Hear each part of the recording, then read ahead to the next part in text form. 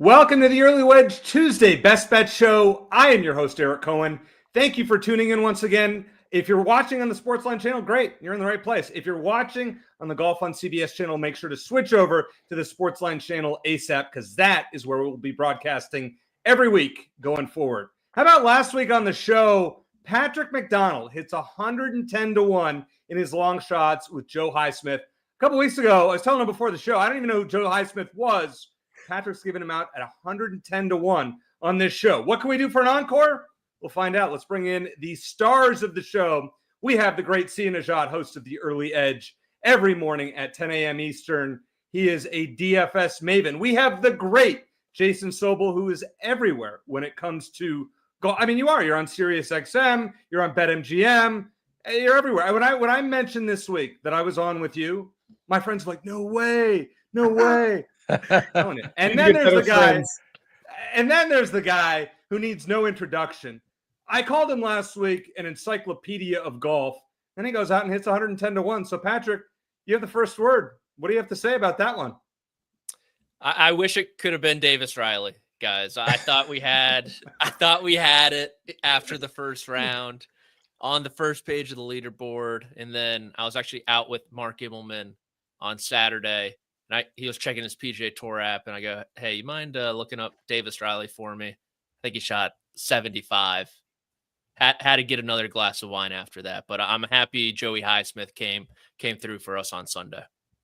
Jason, in your BetMGM article that you wrote this week, you talked about, well, trends are meant to be broken. Last week we saw, I guess the trend was like 15 years plus in a row that the winner of the Cognizant Classic had come from the top 10 after round two. Well, that was broken since Joe Highsmith obviously hit the cut on the number. What else is meant to be broken this week at Bay Hill? Yeah, there were a lot of trends broken over the last couple of weeks with two first-time winners, and maybe we get a third first-time winner. You wouldn't think we'd get a first-timer at a signature event. I'm looking at a guy who's, I'll tell you this much, a proven winner who's never won before, whatever that means. Can't wait to find out. Well, I think we know where you're going. We'll save that one. All right, see ya. I hate myself already. Don't worry. You know what? We'll talk about that. I have a feeling the do not bet list is going to come into play, but hey, at least it wasn't ruined in week one. See ya. I mean, last week we felt good. Like we had some shots going into Sunday, and then Joe Highsmith ruins us. Live betting this tournament. What are your thoughts just heading into it, especially with some weird weather on the way? Yeah, it's interesting. I liked the live betting component, or at least I thought I did with the Cognizant Classic last week, because I thought it was going to be a tougher test. The problem with live betting this tournament is if we see Scottie, like the whole thing about live outright betting is you want the board to be kind of have a lot of turnover, at least potential for turnover, but you also want guys at the top that you think can fall back. But if we have guys at the top after day one, day two that are named, let's say Scottie Scheffler or Rory McIlroy or Ludwig Aubert, like it's not really a great opportunity to live bet unless you're talking about top 20s and top 10s and things of that nature. So I think anytime you have a tournament with Scottie Scheffler, especially a tournament with Scottie Scheffler that he's won 2 of the last 3 times he's played it, you have to consider alternative options. And we're going to talk about that. And speaking of alternative options, there's a question in the chat from Joseph Boza. And we have an alternate event, right? The Puerto Rico Open. And he asks, what do you think of Nicholas Norgard at 18-1? Well, good news. I actually gave that pick out yesterday on the DFS show. I got it at 22-1. I like him at 18-1 still. And we have other picks with alternate events to give out later, much later in the show. So, Joseph, we'll have this tournament, of course, the API, but other picks as well. Yeah, Puerto Rico and Live as well. But let's start at Bay Hill. Let's start with storylines. Patrick, what do you got for us this week? I have a trivia question. Uh-oh. Yeah, 7. settle down, guys. I think my money is on Sobel for this one. But can you name the last 5 American winners of the API? Yeah. Oh, go ahead. I'll take that. Okay. Going back in order, there was Scheffler, Kitayama. Mm-hmm. Then we got into Bryson's in there. Okay. We get into the Hattons and the Molinaris and the Jason Day. It might be Matt Every and Tiger Woods. Yeah. Easy enough. Goes that far back. Well done. You get absolutely nothing. Yeah. But yeah, as Jason alluded to, there was some international player there, even with Kitayama. He was a DP World Tour boy, and then it's kind of shifted back the American way. So I could see it kind of going back to that international flair this week. The string they went on before Bryson kind of broke through there a few years ago. So that's just what I wanted to highlight. Fair enough. I think that was a good trivia question. I don't think I would have gotten Matt Every. I don't know if I would have come up with that one, but the rest of them, I had Scottie Kitayama and DeChambeau because it's recent. All right, Sobel, tell us your storyline at Bay Hill. Okay, so first of all, there's one time a year you get to talk about Matt Every, and it's this week. Yeah. I love Matt, and that's one of my favorite people in the world, by the way. Secondly, Patrick hits a 110-1 long shot last week, and I get nothing for answering his trivia question. Feels a little cheap, but I'll stick with it here. And thirdly, Tariffs, man. Tariffs. Yeah, I know. Everything we wanted from PGA National last week that didn't happen will happen this week tenfold. I was out there today. Wind's blowing already. I've seen people who are in different areas of the country who are looking at their apps going, oh, no, it looks pretty nice this weekend. I'm telling you, I was there. I'm looking at the weather app on my phone. I live 10 minutes away. And by the way, for the third straight year, I hit traffic. I live literally, you drive this way for 5 minutes, turn right, drive that way for 5 minutes. At the intersection where I turn right, I hit 10 minutes of traffic going to Bay Hill today. It's ridiculous every single year. In any case, that said, the weather is going to be feisty this weekend. Wind gusts of up to 30 miles an hour on Sunday. The greens already have that little brown sheen to them a little bit. They're going to get quick. It's going to get firm. It's going to be a fun weekend. So what would you put? I think the in one of the sports books, the over-under is 8.5 under par, for the winning score. What would you set your line at heading into the weekend? 3 of the last 5 have been won with single-digit under par scores. Last year, Scottie was really just an outlier at 15 under. You said it's 8.5. 8.5 feels very, very right. You know what? I'll go, and it's always weird going over under. It will be worse than that this year. It'll be 8 under or lower. All right, fair enough. Now, Sia, you and I have the same storyline, so I'm going to let you present it. Who would you like? Who's going to win this tournament? I think we pretty much know, offhand, but tell us your storyline. What are you thinking? Well, I almost don't need to give my take on Scottie Scheffler because as we go through each and every pick, you're going to see that I'm trying to avoid Scottie Scheffler at every turn. And again, I just think that Scottie Scheffler, I do think he's going to win this tournament. I do think his odds at plus 320 are fair. I do not want to bet him at plus 320, which again lends itself to me trying to just kind of box him out of the outright market and other markets and see if I can pick someone else. That's what I'm going to do. So that'll be a theme that you're going to see from me for the balance of the show. Yeah, and I'm with you right there with you to bet Scottie or with Scottie or without Scottie. I mean, real simple in that case. All right, let's get to FRLs. Patrick, you obviously won the week last week. Why don't you start us off, even though nobody had Jake Knapp, Mr. 59 in their FRLs? Yeah, that felt like a miss, honestly, from us. I had him top 20. That was nice. There you go. Okay, yeah, fair okay. enough. Yeah, fair enough. Yeah. I went with 2 guys who I like but don't think are going to win this week, and that is Colin Morikawa at 35-1. He was kind of a first-round demon last year. Hasn't gotten off to great starts, but he's been playing some difficult golf courses like Torrey Pines. So I'm not really putting too much stock in that. Playing great golf, just can't seem to get it done over the weekend for whatever reason. Seems like a putt here or there on Sunday has been the bugaboo as of late. Wouldn't be surprised if he contends and potentially wins. And then Tommy Fleetwood at 45-1. I know Sobel loves him this week. Wanted a piece of that action too. Mm-hmm. And so at first round, I think it's a perfect opportunity. He was the best iron player on the PGA Tour across the first 2 months of the season. That's going to come in handy on Thursday. All right, fair enough. Sobel, you got a guy that we saw in Mexico light it up the other week, and then he fell apart. Yeah, that would be one of my 2 reaches here. And look, guys, I will admit, and I'll keep admitting until I start hitting some of these, that I am terrible at first-round leaders. I know Sia's really good at picking first-round leader plays. Patrick, Eric, I'm sure you guys are better than I am because I can't find them. What I'm looking for first-round leaders, though, is volatility. Give me the guys who are either going to shoot 63 or 83. More often than not, when I pick them for first-round leads, they shoot 83 on Thursday. That said, I'd rather that than go after a guy who's just going to be thankful for going out there shooting a 69, 70, just kind of, like I say, jab his way in. If this is a heavyweight title fight, I don't want them throwing jabs in the first round. I want haymakers. You might get punched in the face, but you might land a knockout punch too. Sahith Theegala has been 6th and 14th here the last 2 years. Look, we all know it can get crooked. If it gets crooked at Bay Hill, you're going to be in some thick rough. You're going to be making some big numbers. But if he can keep it in the fairway, short game is fantastic. I like him in a big number, 75-1. And then, as you mentioned, guy who coulda, shoulda, woulda won a couple of weeks ago in Mexico, Aldrich Potgieter. I watched him on the range a little bit today. I didn't get a chance to talk to him, but if or when I do tomorrow, I want to know if Aldrich's going to take the Bryson line on 6. Bryson keeps sort of hinting that he drove the green on 6. He didn't drive the green. He took a more aggressive angle over the water than anybody else has. I think Aldrich's longer than Bryson. Maybe Aldrich actually can drive the green on the par 5. I'd like to see him try.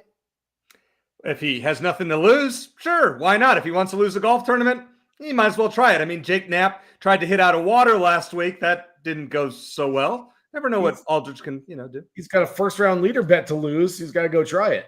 Hey, 80-1. I can't argue with that. Sia, you are, as Sobel said, you are Mr. FRL on this program. What do you got for us this week? Well, first of all, I thanks to Jake Knapp, I didn't hit a first-round leader last week. I did have Daniel Berger, and granted, it would have been a share, right, with one or two other guys. But that was looking really good until Jake Knapp just turned into Tiger Woods for a round. But I'm going to go with some relative long shots. I will say this. I'll probably add a third. I'll probably, in the SportsLine Discord, I'll probably tweet this out as well, a third. The thing I was having trouble with is this is one of those rare tournaments, and Jason, maybe you have a read on this, where and I looked at the weather too, where the wind actually tends to die down a little bit as the afternoon goes. And that's what I'm seeing for Thursday. It's not an extreme difference, but I do think it lends itself to maybe taking some afternoon guys as opposed to the typical taking morning guys. So these are two afternoon guys, or I shouldn't say like late afternoon, but certainly like kind of in the middle of the round. Keegan Bradley plus 4,500, Nick Taylor plus 7,500. Both these guys have great experience here. Both these guys are striking it really well. Both these guys, I don't think can actually win the tournament, but certainly can flash for a round. So I like these two guys a lot in this tournament. I just don't expect them to win. Fair enough. Patrick, I want to ask you, Joey B in the chat had a great question here. He says, if high winds are expected, do you have any low ball flight players to look at that stand out? I think at that rate, everyone's missing the green, so I think you factor in around the green a little bit more. Yeah. Sobel, any thoughts on that? Yeah, I've actually changed my strategy. I'm going to get into one of my players in a little bit for finishing position bets, but I've always looked at really good putters for Birdie Fest, for tournaments that are going to go 20 under par or better, in that, hey, you're going to have to make a whole lot of birdies. I'm looking for the best putter who can just pour it in. It's going to turn into a putting contest. I've sort of changed. I want to ask you guys if you have the differing mindset, because I'm sort of changing this. And look, I'll tell you, the player's Denny McCarthy. Denny's played really well at some big golf courses that seemed too big for him. And what I'm looking at is the fact that if everyone's going to miss the green, everyone's trying to get up and down, you're going to have to make a lot of 6, 7, 8 footers to save par. Who's going to do that the most? The best putter out there. And I think Denny McCarthy has a nice chance on a ballpark that probably looks too big for him upon first glance. But look, if it's going to level the playing field by everybody missing greens, give me the guy who's going to roll in those putts, sort of like a U.S. Open type of setup.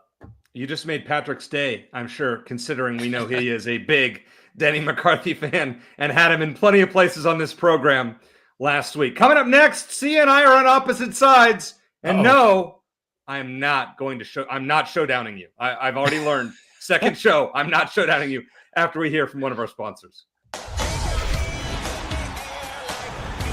Gives it to Jenkins for the championship. A 16 beats a 1. From sweet to elite to the Final Four.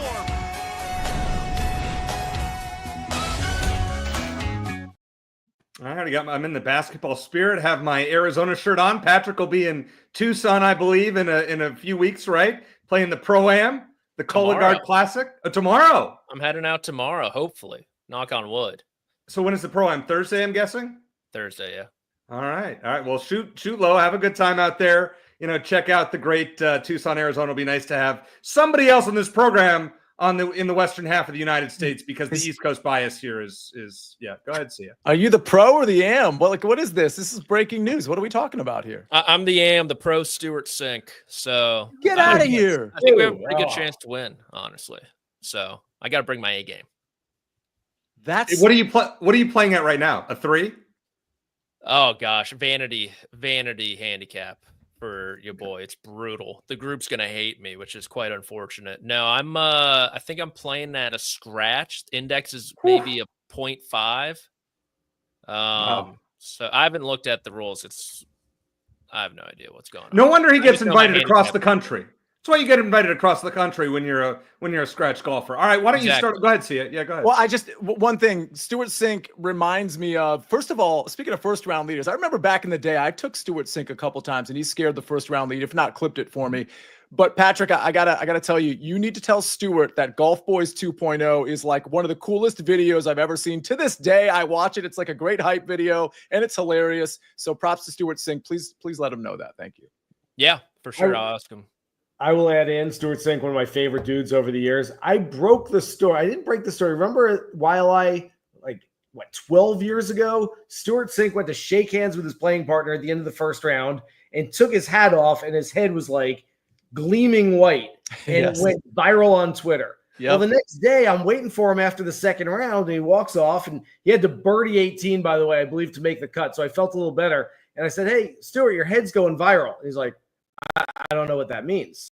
And I'm like, well, he was a big Twitter guy at the time. I go, like, you took your hat off at the end of the round and everyone's talking. He's like, oh, yeah. He starts explaining it all to me. And I'm like, I'm going to write this story. Is that okay? Like, I kind of feel weird asking you about your head that's really white, even though the rest of you is tan. And he's like, no, cool. Do you want me to take my hat? I took pictures of him from every angle. Like I was taking mug shots, and he gave me 10 minutes worth of quotes about his head and how he tries to tan. And as soon as he puts the hat on, like his head turns white and the rest of him tans even more.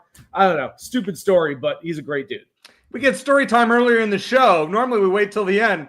I like it. I'm good with it. That's a good one. Patrick, enjoy yourself in the old Pueblo on Thursday. All right, let's get to tournament matchups. We'll let you start us off because you're going to give us a geography lesson to start. Who did I go with here? The matchups, I feel like they weren't really up yet. They were up late for sure. Late? Yeah, okay. Sorry. I was watching the new Meghan Markle Netflix show before this, unfortunately. I took Ludwig Oberg minus 150 over Victor Hovland and Chris Ventura, the pet detective. Actually, I liked Ventura last week, honestly. It just didn't come through for me, unfortunately. But wanted a piece of Ludwig somehow. I think minus 150 in this 3-ball is more than fair. And with the way he's playing, I wouldn't be surprised if he contends. So Hovland's going through it still. Ventura's just not up to the quality yet. So I'm willing to pay the heavy price at minus 150. Sobel, tell us about your picks. Yeah, so I'm going with Justin Thomas over Xander Schauffele, as you can see there. I like Justin Thomas this week because I like Justin Thomas every week. He's not on my outright list, but he's Justin Thomas. He's really good. Xander Schauffele, I'm convinced that it's going to take him a little while. I am bearish in the short term, but I'm bullish in the long term. Spoke with a few people who have trainers who have worked with golfers who have come back from that acute strain of the intercostal muscle in the rib cage before. And they said, look, it's kind of like a wrist injury. Like it might feel good and you might work on it. It might be fine. And all of a sudden you take one swing out of some thick rough and you're back to square one. I'm not so confident in Xander Schauffele. That said, like I said, long term, I like Xander. I go back to a story that Justin Rose told me back in 2014. Beginning of the year, he had shoulder surgery. He missed 2 months.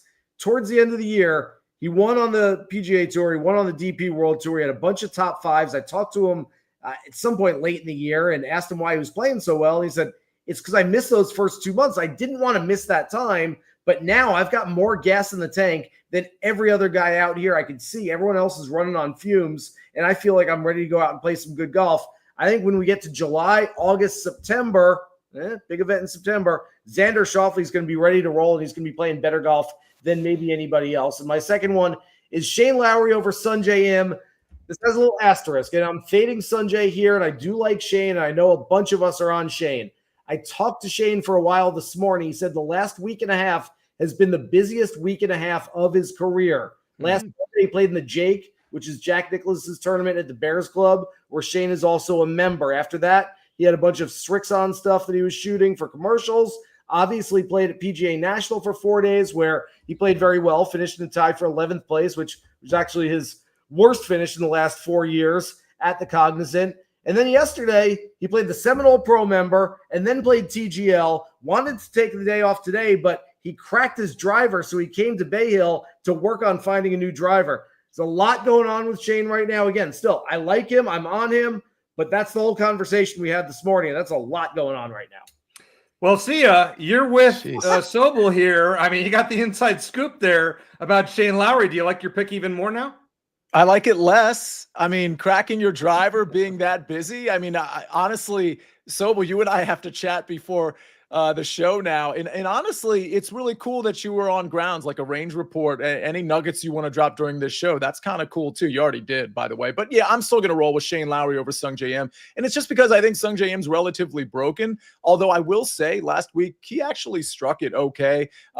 Shane Lowry's approach play and his ball striking has been really good lately. We know he should be good on this course. The history is fine, and the sort of the course makeup is good for him. So I'll take that. Keegan Bradley over Tom Kim. Tom Kim's striking it okay. I really like Keegan Bradley's experience on this course. You saw I had him as a first-round leader. You'll hear about him later in the show as well. But really like the form coming in. Really like his history here. So I'm going to take him over Tom Kim, who I think will have a very average tournament. And then this is the one where EC, you and I are up against each other. But here's the thing. I mean, you could technically like both of our picks here and make money, right? Mm-hmm. Because ultimately, you know, we're fading like in the top Canadian bet, which I have Nick Taylor at plus 360. I'm fading Connors, but I'm also fading Taylor Pendrith, Mackenzie Hughes. I'm trying to think of the last guy in there. But the point is, who was it? Hadwin. There you go. Adam Hadwin. Thank you. But Nick Taylor's really good here, and he's been playing really well. He's a closer as well. And I'm getting plus 360 on Nick Taylor as top Canadian when, you know, I mean, just to kind of like compare it to Scottie Scheffler, he's got to beat the whole field at plus 320. I'm getting Nick Taylor plus 360. He's playing really well, has good course history here to beat 4 other Canadians, really 0 of which are playing really well right now. If we're looking at Connors, he's not playing great. He's just got good course experience here and good course. I mean, he's got good course history here and typically a good ball striker, but I'll take the plus 360 move here. By the way, just real quick, it was Ben Crane that I was thinking of, not Stuart Sink. Sink is featured in the song, in the lyrics, but it's Ben Crane who I was thinking of in Golf Boys 2.0. My bad. Wow. Do all bald white guys just look the same to you? Yeah, that's on me. Yeah. Who are you going to mix them up for next, Sobel? You know, Sia, you're right about our top Canadian here. I'm going Corey Connors because he struck the ball so well at Bay Hill. In 6 trips, he's gained nearly 26 shots on approach. In his last 4, has a solo third and nothing lower than T21. If he can putt halfway decently, and I think you probably say that about Corey Connors any week, feel pretty good about this at plus 240. Patrick or Sobel, do you have any update on the Seminole Pro-Am from Jeff in the chat? Do we have any thoughts? Yeah, go ahead, Sobel. Were you there? I was not there. Billy Horschel won with his partner. I believe Bill Davis is his name. Horschel, by the way, and I'm going to mention Horschel later in the show, and I can get into it then, but he's about as busy as Shane Lowry right now. I'll tell you about that later. But Billy Horschel and his partner won the Gross Division, and Jimmy Dunn, playing with Ryan Fox, but we all know about Jimmy Dunn. He was on the board of the PGA Tour. He finally gets some paint on the wall. They won the Net Division. All right, there it is. Why don't you start us off, might as well, with tournament finishing positions. You're picking Patrick's favorite player. Well, not his favorite player. Top 5 favorite players, Denny McCarthy. Yeah, so I mentioned it earlier, and I'll get into it a little bit here, but I always look at great putters at what we term as birdie fest. When you got to make, 6, 7, 8 birdies in a round just to keep pace. And I've started like rearranging my thought process on this. And actually, Sia, Patrick, I want to get your guys' take on this because we tend to, at these big, tough ballparks, look at guys who are just really good ball strikers, guys who are going to ball strike their way up the leaderboard. I'm starting to think, you know what? The putters might actually be more valuable at a place like this. Denny McCarthy, we've seen him play well at Muirfield Village over the last couple of years. We've seen him play well at Torrey Pines, and he's played okay here at Bay Hill. So I think this could be a good spot for him. I'm looking for him in the top 10. It's a pretty nice number this week. And then the second guy is Minwoo Lee playing on a sponsor exemption. I just love the way this guy plays. He's got 4 top 20s and 5 global starts so far this year. You watch him at TGL, like, I want a guy. If I'm putting my hard-earned money on a player, I want that player putting his all into everything he's doing that week. There's no give up in Minwoo. I love the fact that we saw it last week. He didn't have a great first round. He bounced back, didn't have a great last round, but at least he's in it. I feel like he's giving his all on every single shot, and I love him. And remember, top 20s this week, you only got to finish in the top, what's that, like 28% of the field? So, I love top 20 plays really across the board because there's going to be a greater percentage of the field in there this week. Great point with that. And Sia, you're taking the top 20 to a different level because you're going top 30 and you're rolling with Michael Kim, whose game, first of all, he's the best golf follow on Twitter, in my opinion. And secondly, his game is money right now. I was making the argument yesterday on the DFS show that he has turned into Max Homa. Like, Max Homa was the guy that was playing great 2 years ago, 3 years ago, was like a social media king. Michael Kim is that guy right now. I mean, the ball striking is so good. It's been good. But what's really cool about Michael Kim is the short game has really come along for the ride. And now we're seeing a guy that's like, I mean, look at the metrics. I mean, it's just green across the screen for Michael Kim. So I don't think, I'll have to go back in my notes, but I don't think he's played here before. So that is, I don't think that's a huge problem, but it's just something that's noteworthy. I know there's a couple of guys I like this week, like Akshay Bhatia, maybe Michael Kim as well, that haven't played at the API. But I like him as a top 30 plus 100. By the way, I should mention BetMGM has opened up the top 30 market. When we were doing this show last year, it was just DraftKings that had top 30, and BetMGM was giving you, the top 20, top 40 market. Well, they've added the top 30 market. So correct me if I'm wrong, EC, but that's with ties as well, right? So we're getting a really good number on Michael Kim plus 100 with ties. And then Keegan Bradley top 30. I gave this out earlier today on the early edge at minus 125. I switched it to minus 135 because the minus 125 was DraftKings. This is BetMGM, which includes ties, and I'm going to pay the extra 10 cents for that. And I love when you play ties. That's the key with all these bets. Patrick, you're also sticking with the top 30s. You and I both on Ben Griffin, who, by the way, I had an outright on Ben Griffin last week. Watching him down the stretch was painful, so he's not going to win. But the top 30 seems reasonable. He's not. I'm not putting him on the no bet list, but he's not winning anytime soon. Top 30, though, seems reasonable. It does, yeah, plus 105. I'm a little concerned about his energy levels. He has played every single week outside of the Century so far on the PGA Tour this season, which is lunacy. But back-to-back T4 finishes, like Sia said about Michael Kim, the loan shark is also gaining throughout the bag. Had a good finish here a couple years ago too, T14 in 2023. So we're going to ride it. Hopefully he can get through. Well, I mean, he's playing next week too, so more golf after this, but hopefully he can get through this week with enough energy through 4 rounds. It's going to be tough though, I imagine, at plus 105. And then Davis Thompson, I can't quit this guy.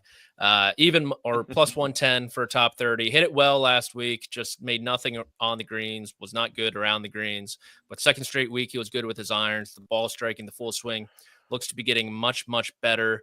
And he's someone who can kind of pick apart this place with his driver and maybe separate himself from the field, or at least separate himself from the bottom half of this field. So top 30 at plus 110, I also like. And I can't blame you for that. Listen, top 30 is almost half the field, as you said, so it makes sense. I'm going with the Ben Griffin pick, top 4 or T4 finishes in each of the last 2 weeks. He's thriving with his long irons and his putters, you said.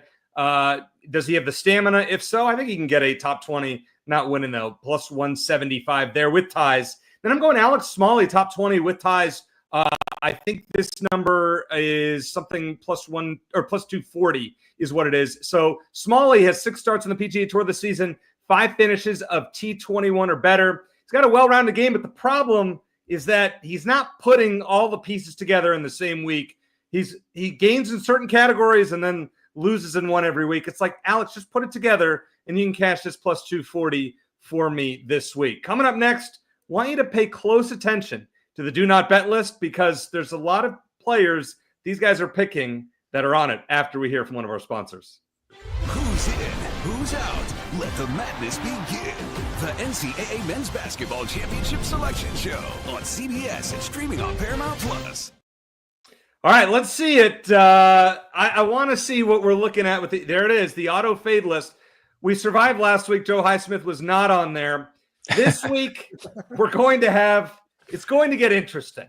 So a few players to keep an eye on. Matt Fitzpatrick has a great track record here. Can't lay. A lot of people like him. You can read the list if you're watching, and if not, you're going to hear players from Patrick and Jason and maybe Sia that may be on this list. So let's get their explanations. Patrick, you actually have 2 players on my do not bet list that you're taking outright to win to ruin my clean list. Who you got? Well, I think most mortals would actually bet people not on your list since I took the over as a hedge against the season-long bet, but I'm doubling down and just picking from that list from here on out pretty much. So next week we're going to roll with Ricky Fowler, maybe Sung J M. This week we're rolling with Patrick Cantlay at 30-1 and Shane Lowry at 55-1. Cantlay, couple top 5 finishes already this year. What I really like is that the putter's coming around. It really held him back in 2024. If that can continue across the country, then I think he has a great chance to contend, just given how well-rounded his game is. And then Lowry's just a guy I like to pick in fields like this, around 50, 60, 70-1. Opened at 65. I still like it at 55. And although he might be a busy bee out there looking for a new driver, I think tee to green, it's good enough. And he was right there with a chance last year, and I think he will be again this year. Joe, I know you want to bet from the chat. I know you want to bet on Patrick's picks. He said 10 units on Patrick's picks until he loses. Can't really, make a lot of money that way. All right, Sobel, last week you told us on this show that Tommy Fleetwood was going to win at Bay Hill. So here's your chance to explain it. I have no explanation. I'm just going to apologize. I'm so sorry I'm doing this to everybody. I don't know. Do we want to start with the positives? Okay, he's a proven winner. He's won 7 times on the DP World Tour. Okay, he's played 147 times on the PGA Tour and has 5 runner-ups and 5 third-place finishes, and he's never won. He leads the PGA Tour in strokes gained on approach shots. He's not played well here the last couple of years.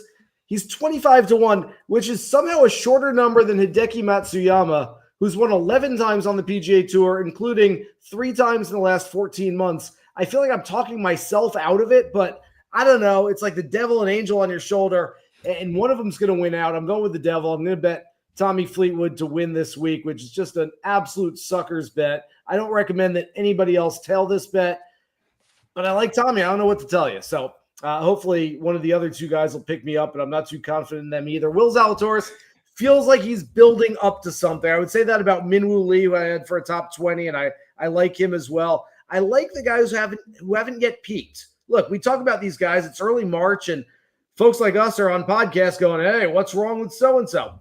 If you talk to the best players in the world, they want their games to peak 4 times a year. We haven't come close to reaching any of those 4 times yet. If they can start peaking this week, though, they would take it. I think Will Zalatoris, you look at the numbers, he's starting to get there. And then Matt Fitzpatrick, I don't like his game recently. I'm completely just playing the narrative of he looks bored on most golf courses where 17 under, 19 under wins the tournament. On a hard golf course where par actually means something, I'm hoping his game comes back to him a little bit this week. All right, that makes sense. Taylor makes an interesting point in the chat. He says Tommy could be like Xander last year. No one believed in him until he fired off 2 majors. Maybe Tommy can get 1 or 2 under his belt this year. And the Open Championship, maybe. But you know the rule, as per the do not bet list. Yeah, you can't bet him in the United States. Sia, right. You can't bet him in the United States. All right, Sia, I love the way you played this tournament because you and I are thinking alike. We may not agree on top Canadian, but we do agree that you have to take Scottie Scheffler out of play when making your outrights. Yeah, I don't want to deal with Scottie. I had this conversation with Mike McClure on yesterday's show, and, the math isn't typically in your favor for obvious reasons. I mean, the books are going to make sure they're not giving you the best odds when you're taking somebody like Scottie Scheffler out. You're paying a little bit of a tax, but somebody in the chat yesterday called it Scottie insurance. So I'm taking out Scottie insurance, and I'm taking Ludwig, who I like and who I admittedly I quickly bet him at plus 1,600 when the lines came out. I'm just more comfortable also betting this and giving this play out because I don't want to deal with Scottie. So give me Ludwig Gobert without Scottie at plus 1,200. And then I'm going in the without Scheffler, McIlroy, Schauffele, and Oberg market with Patrick Cantlay at plus 1,600 and Akshay Bhatia at plus 4,000. 2 quick footnotes. At Akshay Bhatia actually hasn't played here before. But Michael Kim, the hardest producer at CBS, as far as I'm concerned, Josh, he corrected me. So Michael Kim played here at the API at Bay Hill in 2019, where he missed the cut, and in 2017, where he was T17. So he has some experience. It's just dated experience. But Tia doesn't have any experience, but his ball striking and in all the box that I want to check here in terms of accuracy, in terms of long iron play, can get it together with the putter. I think 40-1, taking all of these guys out makes sense for him. As far as Patrick Cantlay, I mean, I don't think people realize 2 of his last 3 tournaments, he's T5 in both of those. So he's starting to play well. The ball striking, the only thing at the Genesis that kind of fell for him was the around the green play, which is always pretty good. So I think Patrick Cantlay is primed to actually contend here. I think he's a great course fit. And I'll say this, you could win the Ludwig play. Scottie could finish first place. Ludwig could finish second. And then you could have McIlroy and then Schauffele finish third. And Patrick Cantlay finished fourth, and you'd win the Ludwig bet, and you'd win the Patrick Cantlay bet. So we're scooping, everybody. There you have it. Sia, you really figured this out. I mean, that's intuitive. I'll give you props for that one. I'm also going to play 2 of those. I'm quitting the show. The guy who's won 110-1. The guy who's Joe Highsmith. This would be much more impressive. Nobody is hitting. No. Last year on the show, I think the best we did was your Jake Knapp pick in Mexico, 65-1 as far as like long odds. Nobody's hitting 110-1 this year. I mean, outside of you, I would assume. We'll get Davis Riley at the Valspar in a couple weeks. He's 200-1 at the Puerto Rico Open. I know we'll get to it. Just already on it, Sia. Already on it. Of course you are. You guys are crazy. I'm sticking with this no Scottie, no Rory, who plays great here, Xander and Ludwig. Oh, how about Justin Thomas? Nobody's talking about him. 3 top 10s in 5 events this season. His iron play has been absolutely great. He's gained tee to green in 11 straight events dating back to last season, and he finished T21 and T12 the last 2 years. Can he break that winless drought, which is going on almost 3 years? Well, we don't need him to. We just need him to finish second to Scottie or 5th if all those guys finish ahead of him. How about Will Zalatoris? Sobel talked about him a little bit. I think I had him last year on this show. He played great, and then he fell apart on the weekend and finished T4. Can he hang in there? He doesn't usually fare all that well in these birdie fests, but this is kind of like has major conditions if the wind keeps up, maybe a higher score than usual. And we know that he has 3 second-place finishes in majors in his career, so let's hope that maybe he can get us a second behind Scottie this week. And how about Bobby Mack? He's used to some strange conditions, let's say, playing links golf overseas. And can lefties go back-to-back in Florida? You're a lefty on the golf course, aren't you, Patrick? Is that I right? am, yeah. Yeah, there you go. So, I mean, of course you have an affinity for lefties. So you got to like my Bobby Mack pick. He's gained strokes off the tee in 13 straight tournaments dating back to last year. And this is the site of where he made his PGA Tour debut in 2021. Got a T36, gained 5.5 strokes putting. All we need him to do is lose to Scottie, Rory, Schauffele, or Oberg, or a combination of those, and we cash it. So that is the way that I am playing this week. Now, if you watched last week's show, you knew the long shot section is where we made money. Patrick, I'm going to let you start us off because you made some people in the chat a lot of money. Yeah, I went with Sepp Straka this week to kick things off at 70-1. I think the qualifier was above 70-1 last week that we agreed upon. I'm totally making that up right now. But this is a guy who is inside the top 10 in driving accuracy and inside the top 10 in strokes gain approach. He's not a big bopper like the rest of the gang out there, but he's going to put the ball in the fairway, and his iron play has been exquisite so far this year. I know the course history isn't great, but Sepp Straka has never been this version of Sepp Straka leading up to this tournament. And then Harris English, 175-1. This is a guy who just won at a very difficult golf course. We could take a page out of Sobel's book, right? You want a good putter this week? Well, Harry English is certainly that. He can manage his way around very difficult tests. He's played great here at the API, T2 in 2023, T21 last year. Both of those were when the API was a signature event.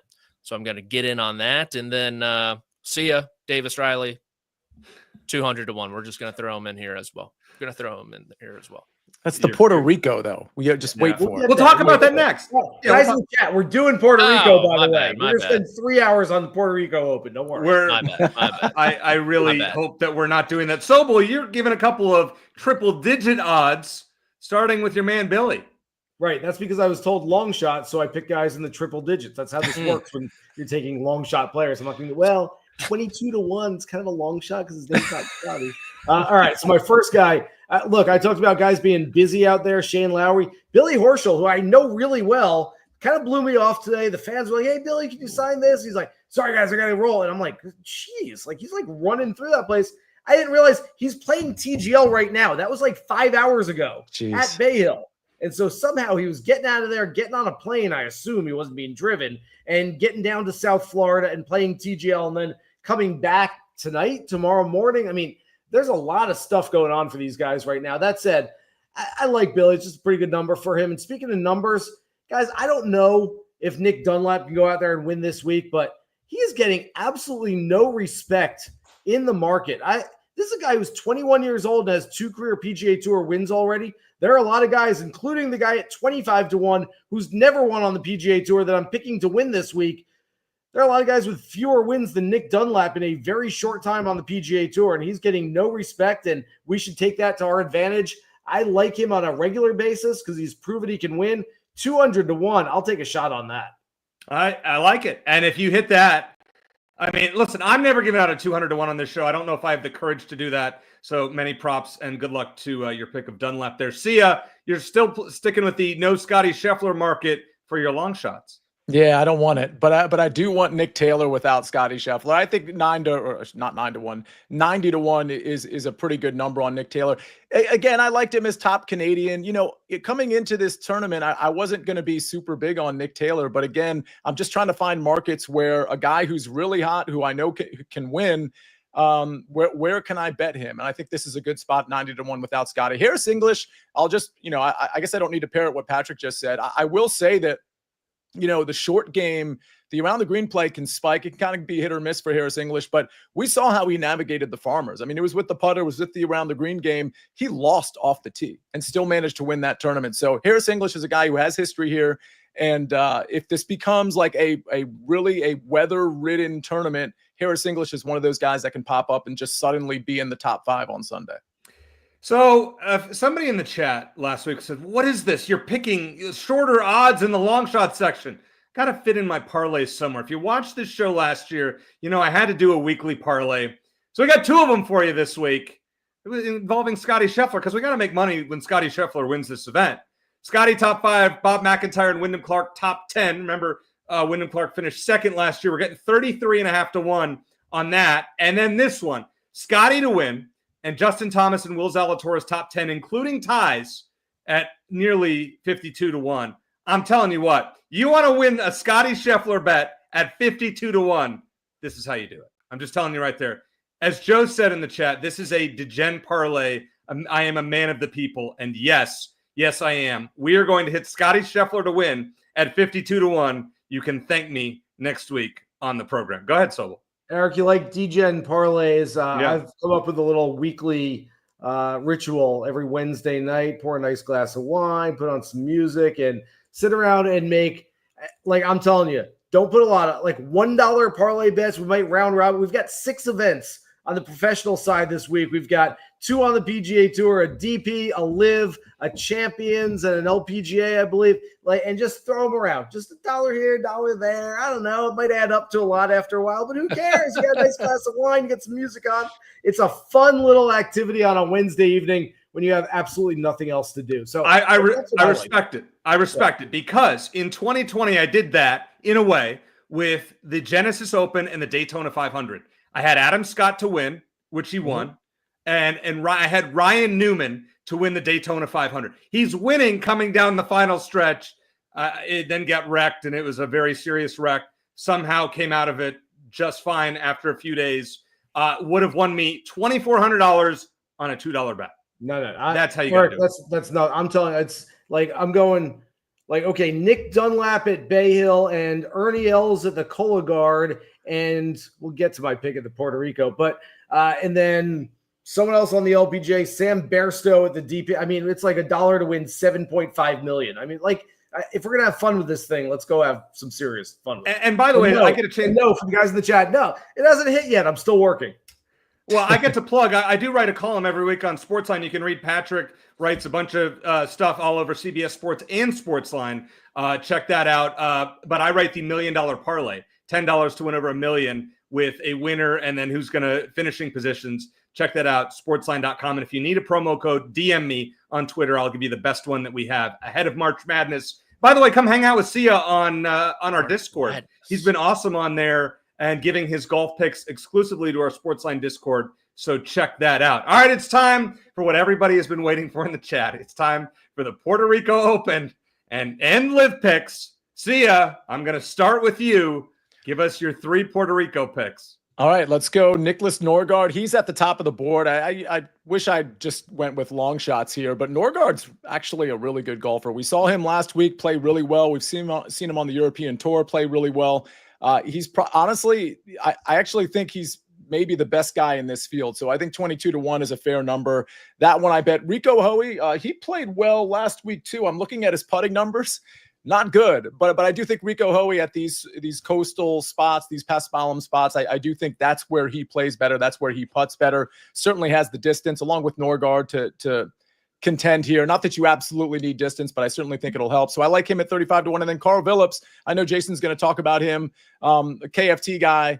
He's flashed here and there. The approach metrics actually look really good over the last couple of tournaments on the PGA Tour for Carl Phillips. I think he just has a ton of upside in terms of long-term potential, and I'm trying to hit him short-term at an alternate event without all the big guns there. See, I've got a question for you. Nicholas Norgaard Mahler is the guy that you want. Yes. He's the favorite in the field in Puerto Rico. Rasmus Niergaard Peterson, not far behind him. Just, do you know your Norgaards from your Niergaards? If the two of them knocked on your door right now, you'd be able to pick them out? Definitely not, but I was able to decipher one from the other when I actually put the bet in, because it does look strange to see them.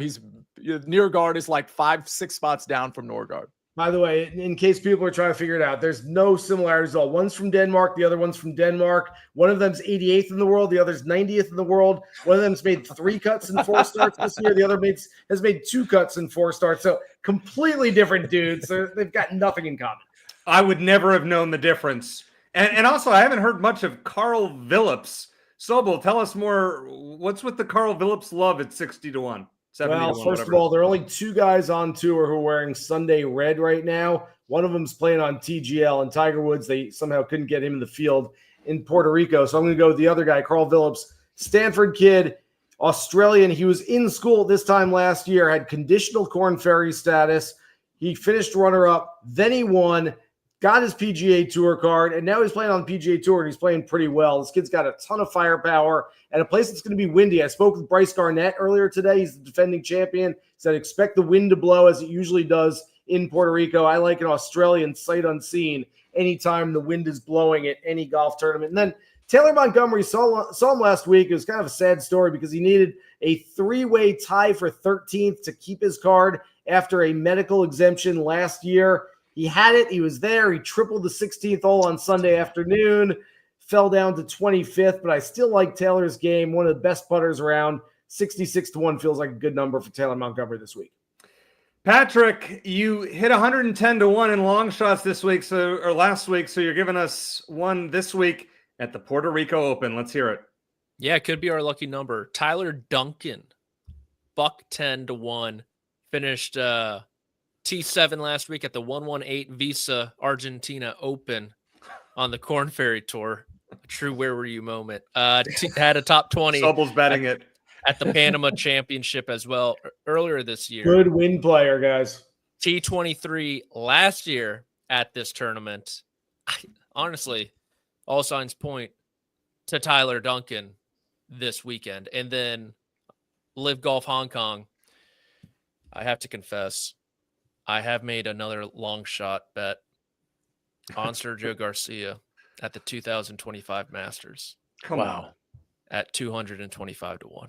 Come on.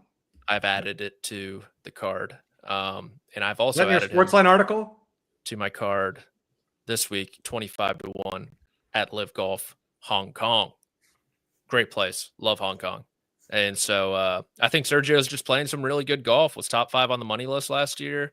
Couple good starts this year, kind of easing his way back into it, driving it like an absolute stallion.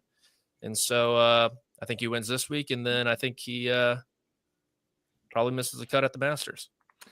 So it figures that I wrote the live article for SportsLine this morning, and the one player I said to fade was Sergio Garcia. So it kind of makes sense that, it all works out that way. But I did say to back Tyrrell Hatton at 8-1. I mean, I read your article. Yeah, of course, just do the opposite of what I do. I mean, usually a good play. Listen, I used to fade Tyrrell Hatton everywhere that I could. We know he has a good track record. He won here at Bay Hill, fine. Now in Hong Kong, listen, he's actually playing really good golf for Liv. He has 3 wins since last summer across the world, including Liv Nashville last June. In 15 career starts on the Liv circuit, he has a win, 6 top 5s and 8 top 10s, and has some stellar iron play and putting on what is a very, very, very short course as the pros go. So he should hopefully play fairly well there. How about David Puig for a top 10 at plus 150? He's played in 4 tournaments this season across the world and hasn't finished below 6th in any of them. He's gained strokes off the tee on approach and on the greens in each of these 4 tournaments. I expect him to play well in Hong Kong. This is a guy, I don't want to say the next John Rahm because you can't really say that, but a Spaniard like John Rahm. I believe he's on the Live team for John Rahm. I don't know what that team name is. Sobel or Patrick probably. 13, dude. It's on too late. Even for me on the West Coast time, I mean, it doesn't play to me when it starts at 9:15 at night. What can I say? But nonetheless, we're going Legion 13's David Puig for a top 10 at plus 150. All right, let's get to the final segment of the program. It is one and done. Last week, Sia and I tied. We hit just south of $185,000 with he had Straka, I had Shane Lowry. Daniel Berger, listen, Hef said it in the chat last week when we did the show. He said he's going to be on EC's do not bet list sooner than later. I needed a top 20 to cash a parlay from Daniel Berger, and that's what he does, Sobel. Disgusting. I got nothing. I got nothing. I don't know. Right there through 2 rounds. Yeah. 3rd round, like, okay, just all right. We can step on the gas pedal, and just comes out Sunday and just lays an absolute egg. I got nothing. He was in the top 20 all tournament until the 16th hole. I mean, literally on Sunday. Like 70 holes, you're in the top 20, and that's what you do. All right, so let's make up for it this week. Sia, we're going to start with you. Well, oh, come on. You're gonna use the number 1 player in golf at the Arnold Palmer Invitational. Yeah, I mean, it's the $4 million Invitational as far as I'm concerned. It's the second biggest purse. I mean, that's tied. $4 million for the winner is tied with a few others. We know the players next week is $4.5 million, but this is a huge purse. I'll take the guy who's won 2 out of the last 3. It's actually that simple for me. All right, let's see what you got, Sobel. I mean, come on. This is where you're burning an American tournament. At least I feel better in a one and done than wasting my money on outright. By the way, I will back up Sia's play. I have changed my tune in one and dones. I think back in the day when all the majors were worth a lot more, if you're playing for money, like you get the money that they get, which we're doing here, I have no problem taking the best players at signature events or other events, save them for the playoffs.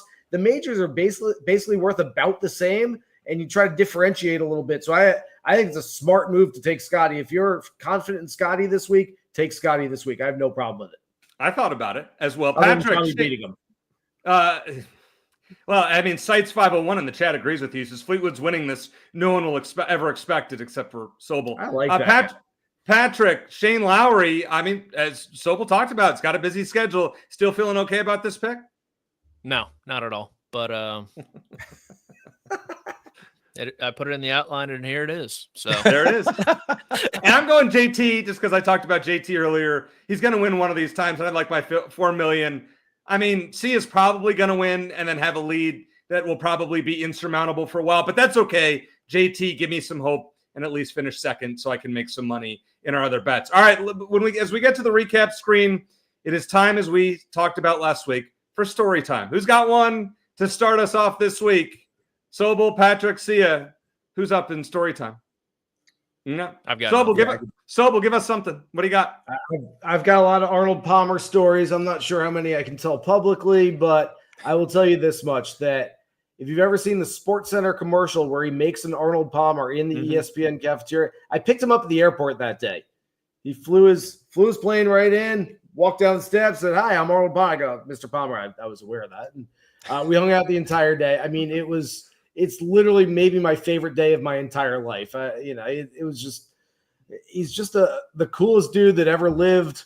He was personable to everybody. At one point, after he made that Arnold Palmer, we were outside on the lawn at ESPN, and he had some clubs with him, but it wasn't like his full bag. He just had just for props, just brought a bag with clubs in it. And there was a cameraman there, and he said, "Hey, Mr. Palmer, we have an Arnold Palmer here. You want to hit a wedge shot into this cup of Arnold Palmer?" He's like, I guess so. And so he's about 20 yards away. I mean, we're talking literally a little styrofoam cup. And he's like, "All I have is a 9-iron." And I'm like, "Good luck." And he hits the first one, comes up a little short, hits the next one, goes about 3 yards too long. Third one, splash right into the Arnold Palmer. It was the coolest thing I'd ever seen. You would have given me 1,000 tries to hit that thing, especially with a 9-iron. But again, coolest dude to ever walk the planet. That is an awesome story. Yeah, because we've all seen that commercial over and over and over. And it's one of the great This Is Sports Center commercials, Arnold Palmer making an Arnold Palmer. So the fact that you got to hang out with him that day and see the behind the scenes is very, very cool. Well, if you're watching on YouTube, you can see this very busy recap screen, which producer Josh does a great job putting together. So check that out. Freeze the screen so you can take a look at that and get all of our picks. Great show once again this week, gentlemen. Best of luck to anyone who is playing 110-1 long shot or longer. Can you be the next Patrick McDonald?